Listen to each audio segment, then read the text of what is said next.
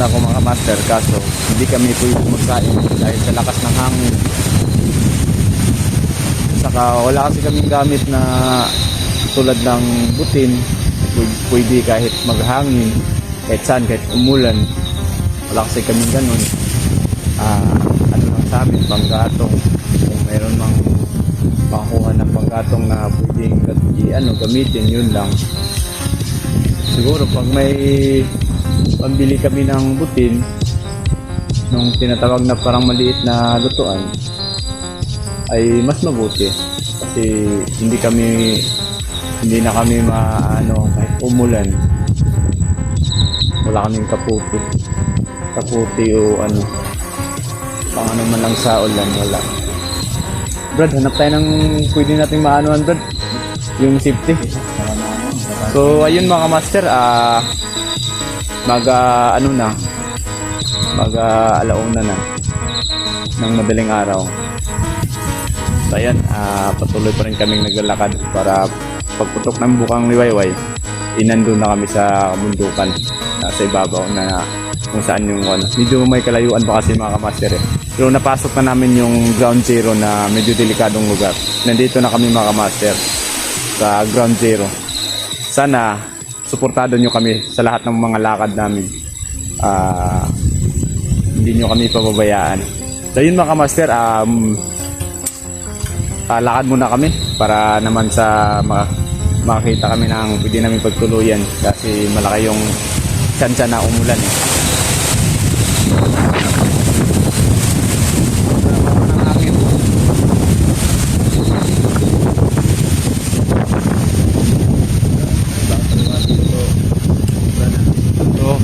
Tayo na, Brad. Ito.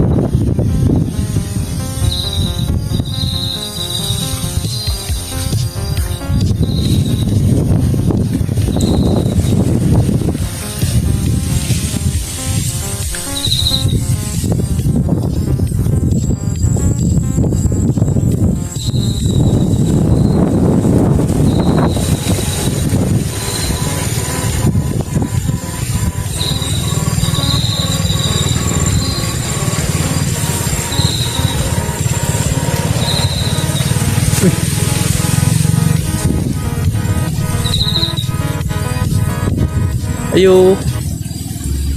Ayo.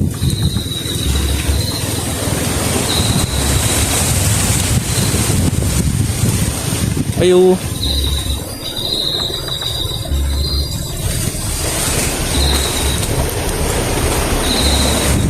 May duyan pa.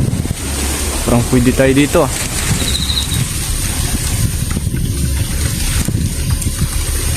Brad, may ano dito?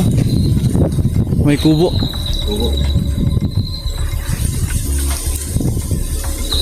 Di ba tayo delikado dito?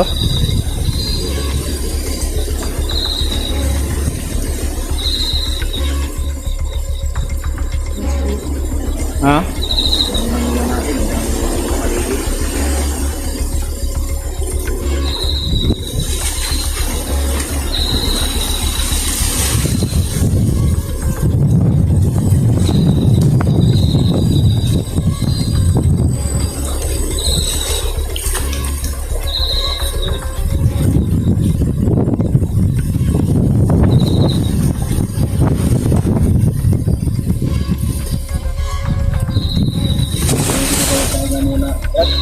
Hmm. Palitan tayo ng tulog. Oh.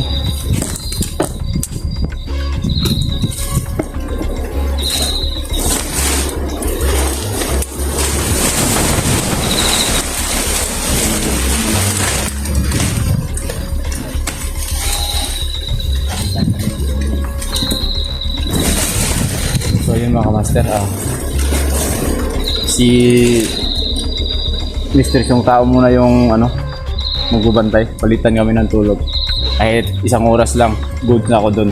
Tsaka siya na naman yung matutulog kasi malapit na namang umaga sobrang lakas ng hangin dito kasi medyo may kataasan tong bundok na namin. Saka yung mga bag namin nandito sa baba. Saka nandun din kang misteryoso mga gamit namin. Pero safety na yung bigas na dala namin 2 kilo lang yun. Tsaka sa isang dilatang sardinas. Tuyo. 5 pirasong tuyo, okay na yun. Maliit lang naman yung mga kainan din namin mga kamaster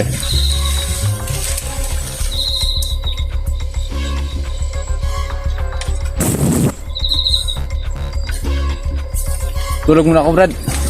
Huwag muna. Ikaw muna magbabantay